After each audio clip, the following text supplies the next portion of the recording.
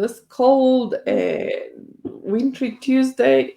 The sun is shining, but really winter is setting in here in Gauteng, South Africa. So today I'm going to be talking to Masabata. She has been part of my household and our family since 2009. And yeah, it's been quite a journey. She has helped me with Emma, and we have some very interesting experiences together raising Emma. And then we're going to chat a little bit about her experience of COVID-19 in South Africa, here in Pretoria. So without further ado, I'm going to hand you over to Masabata and say, welcome, Masabata, from the living room. Morning. So we are all here. I wanted you to start with, we had a pretty, dramatic introduction, because I asked your friend if she knew anybody. My nanny for Emma had decided she doesn't want to live in Pretoria, and she just upped and left, and I came home and Emma was all on her own. Obviously I was traumatized. Then a friend of yours said to me she knows someone and that she will come in. I told her this the weekend, and within 2 days she said, you will arrive tomorrow. And how did that feel for you?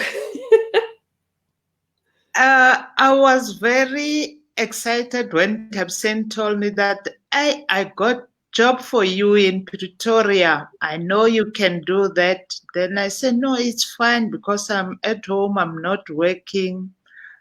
Then I was happy to come here to have a job. But did she tell you that Emma was blind? Yeah, she did tell me that Emma was blind. Mine is just to look after the blind child. The mother will just the mother will just look after herself. As long as I can just look after Emma, then I said, no, it's fine. That's when I came to Pretoria. And I remember, I think you came in the morning. Was Emma here? No, Emma wasn't here. Hey? She was at school when you arrived. Yes. Yeah. And this was 2009. I think yes. I didn't get much time to tell you much, because I think I went to work that day. Yes. And then I came back and we went to fetch Emma. Yes. And what was that first meeting like? When we came, we just go to Emilius and fetch Emma there because she did used to go there after school because there was no one to look after her. Then when he came there, Measures introduced me to Emma. Emma, this is Masabata. She's coming to look after you. And I just, hello, Emma. And Emma just say, hello. Then I say, I'm Masabata. And Emma just told me that I'm Emma. Then I was happy to see Emma. Where I met the little girl, then it was so nice to meet her. And how long did it take you to bond? Hello, Ada. Ada saying good morning. Morning. How was it to bond with Emma? How long did it take you to get used to dealing with her and things like that? Emma is the nice person. She can talk. I didn't take that long to Emma's on the thing. Emma says hello. Hello, We're talking Emma. about you, Emma. Emma was just the person that talks, and I didn't take long to. I just know Emma in few days. Then we just get along as if it's a long time that we know each other, because she was so talking, singing, doing all that stuff. Then that's where I was happy about Emma. Then we just go on with Emma. Yeah, I remember Emma. I mean, she still talks a lot. Even at 20, she still talks a lot. Yes, Um, Now, a lot of people have been asking me that, how did I deal with Emma? So we have pretty different styles of dealing with Emma. Um, Obviously, I was a little bit more strict with Emma, because I wanted her to be as independent as possible. And I think you sort of tried to soften me in my approach because I was quite hardcore. yes, I remember. yes, I mean, even when Emma was small, I wanted her to make a bed and all of those things. And I remember you saying to me, "No, that's she's so no, small. She's so small." yes, Now Gail says so. Now poor Masabata has to say nice things. Ha! Ada says morning to us. Emma, Ada says morning to you too. yes. Now Bye. Masabata's saying the truth. Gail. So what was it like? I mean, coming you arrived here. I left you with Emma. How did you feel? First, I was so nervous because it was my first day of working. Then, and Miss Susan was a little bit strict to Emma so that Emma can make their bed, do this and do that for herself. Then I say, you are too strict for her. Then I'll just help Emma to do, and other stuff I'll do for Emma. And May said, no, Emma must do it herself. I said, no, no, no, you are too strict.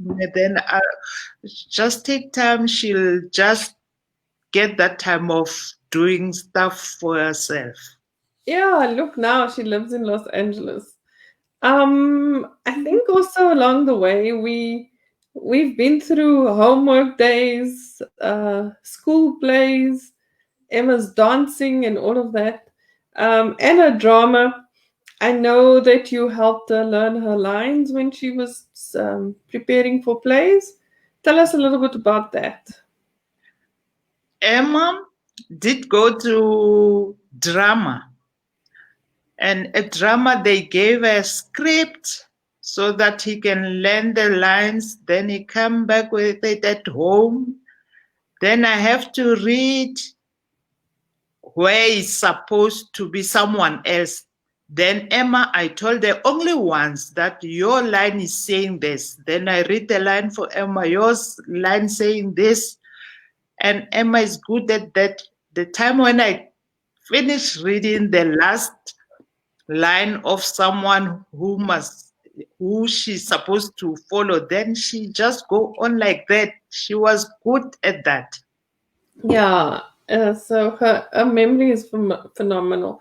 Anything that stood out for you? I think you've attended a lot of school plays and stuff with me. What is your best memory so far of At Emma, little Emma? I did go to Emma's drama, Emma's school, Emma dancing, all those things that makes me so happy.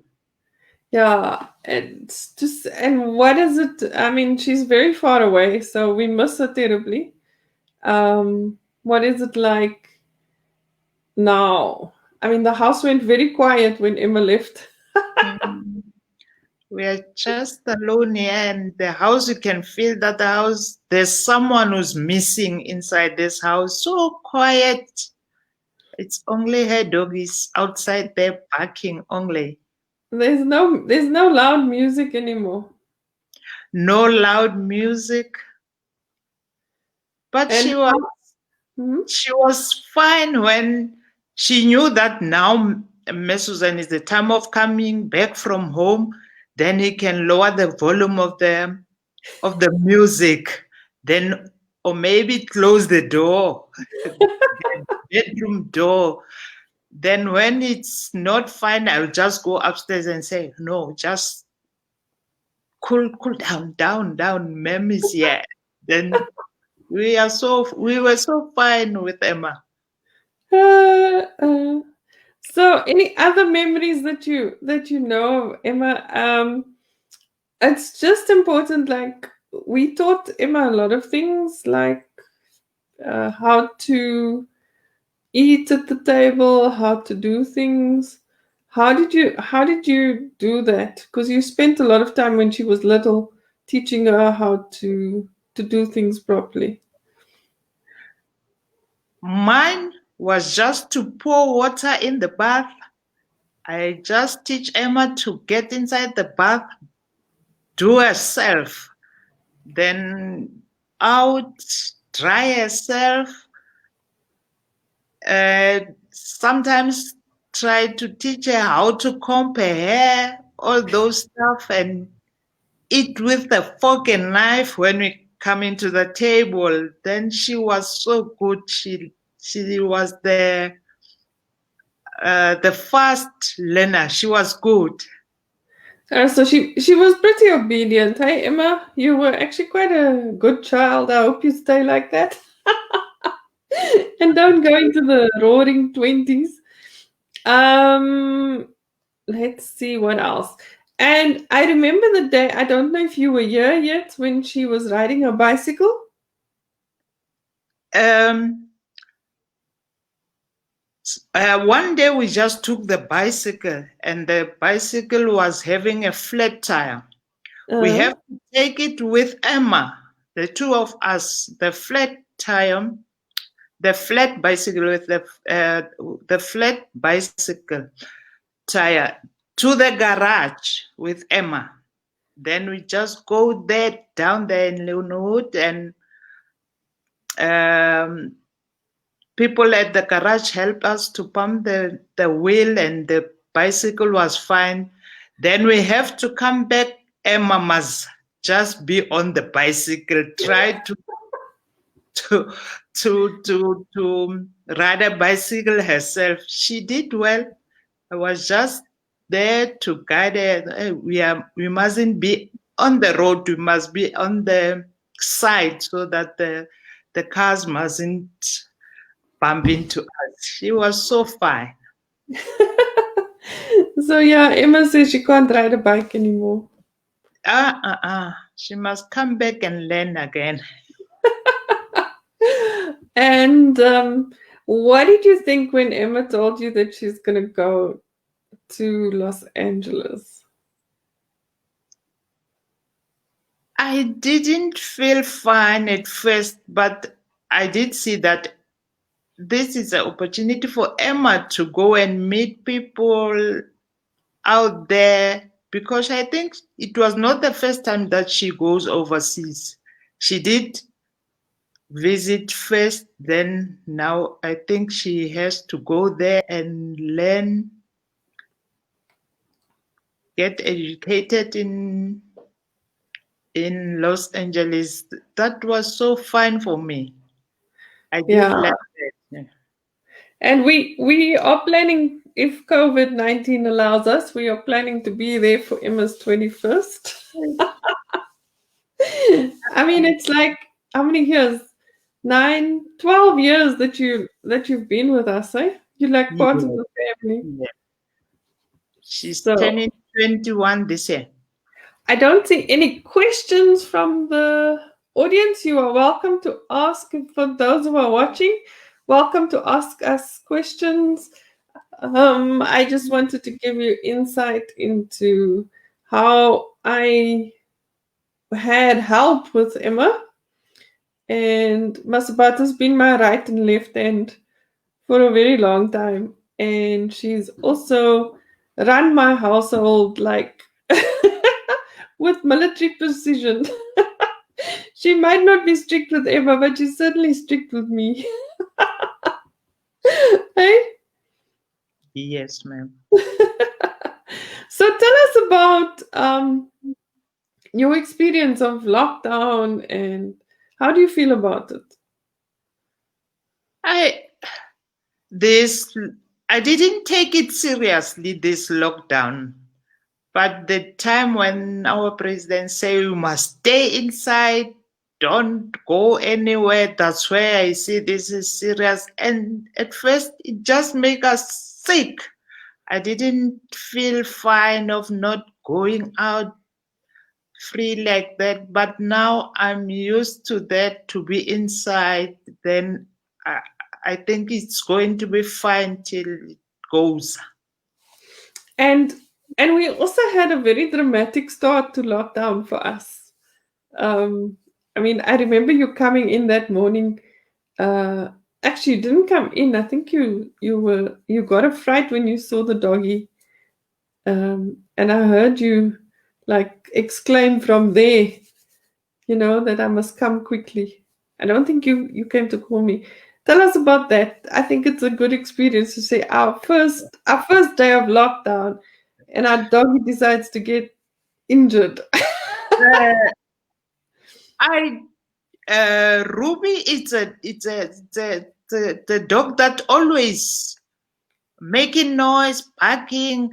But the first day of lockdown, Ruby was so quiet. Then when I look at Ruby, I just saw another thing that under the neck. I say, "Hi, Miss Susan, come and see." And that's where I see maybe Ruby is so sick, like us the first day of lockdown. I was so scared to see Ruby like that. And Emma, neither Masabata nor I wanted to tell you that Ruby is sick. So we jumped in quickly. I went on the internet to the vet site and found out what we can do.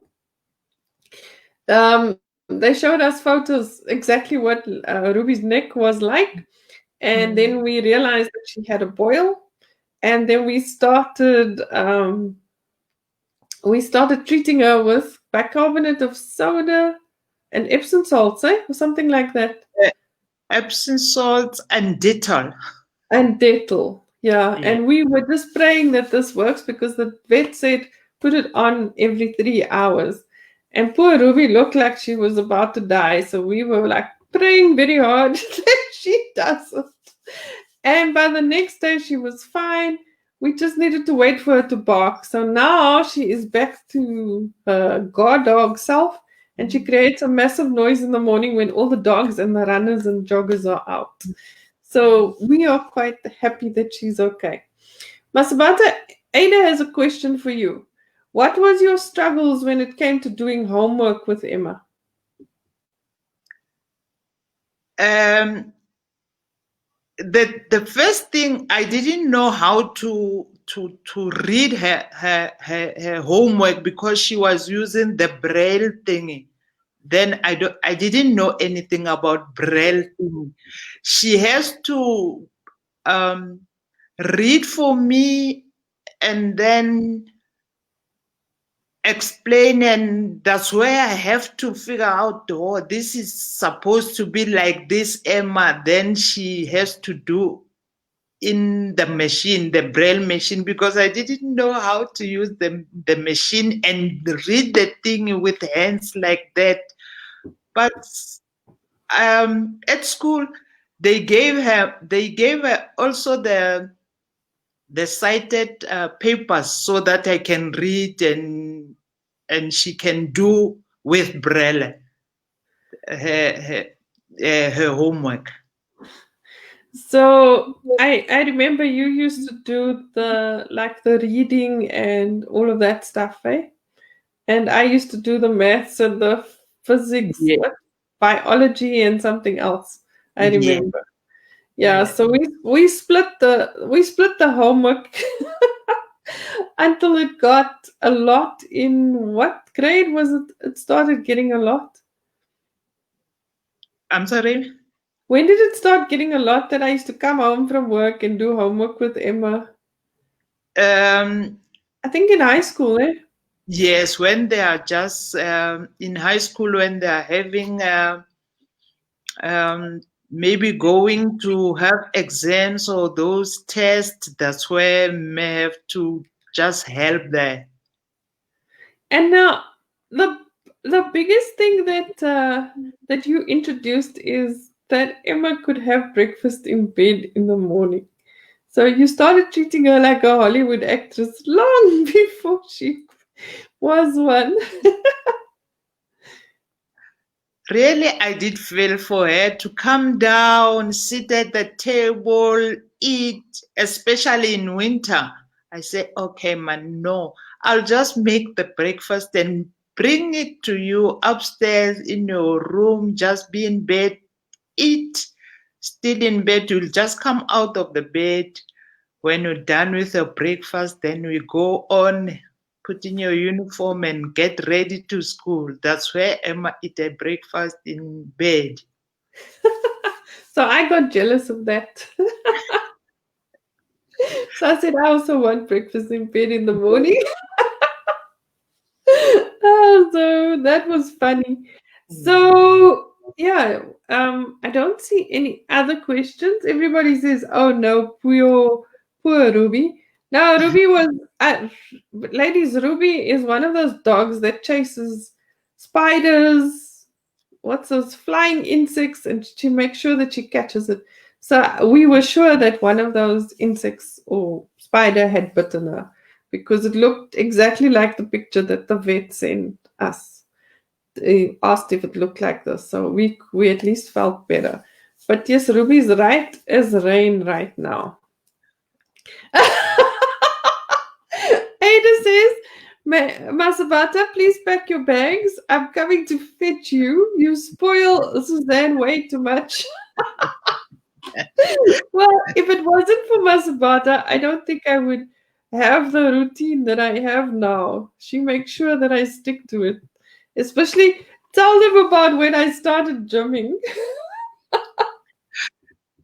Um, Also, my madam have to go to gym in the morning.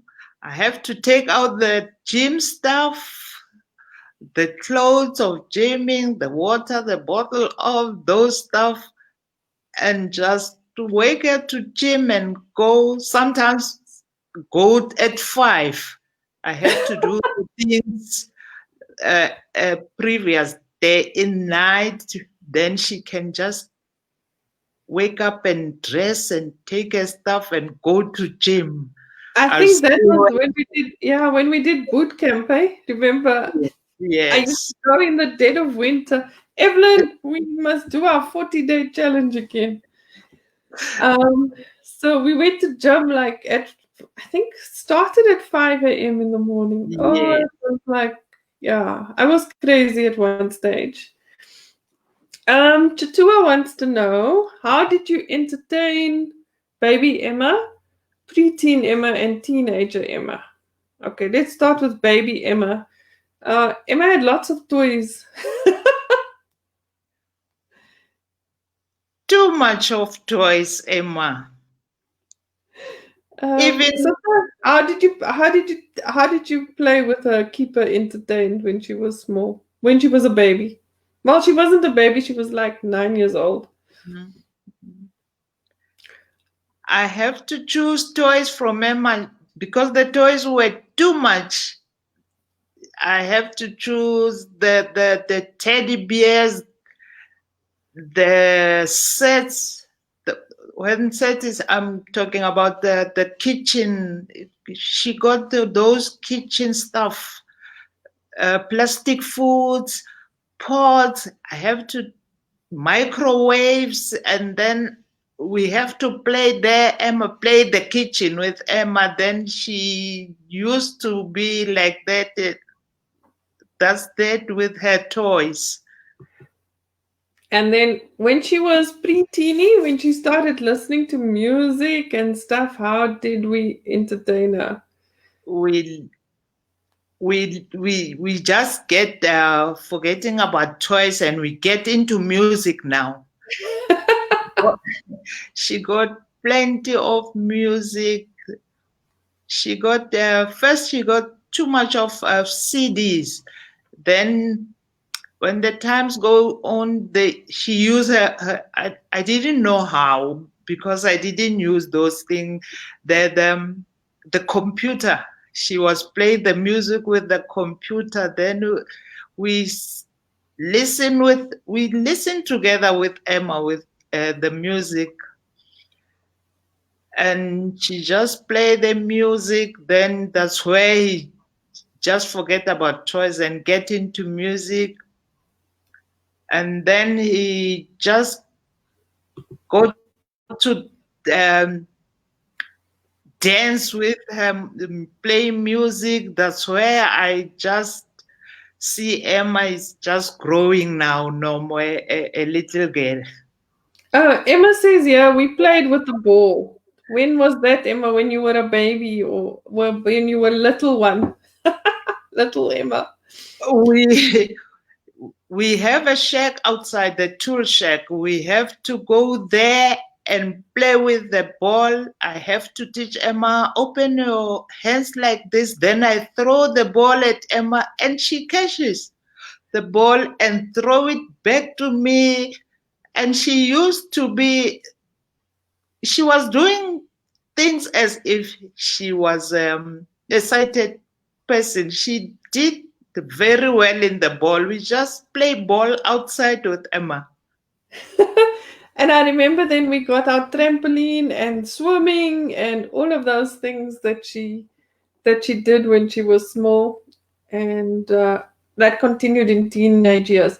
Well, ladies, Chatua, what you won't know about Emma is that Emma's actually quite a TV addict. And she used to watch TV quite a bit when she was a teenager. Um, I think now it's replaced with TikTok and all those other things that they do. But she was very good at watching TV as well. I couldn't understand it because of all the dimensions of a television show, but she could watch it and grasp what was going on. So that was one of her favorite pastimes when she hit the teenage years. And obviously socializing with her friends. We've had some pretty interesting parties at this house with Emma's friends.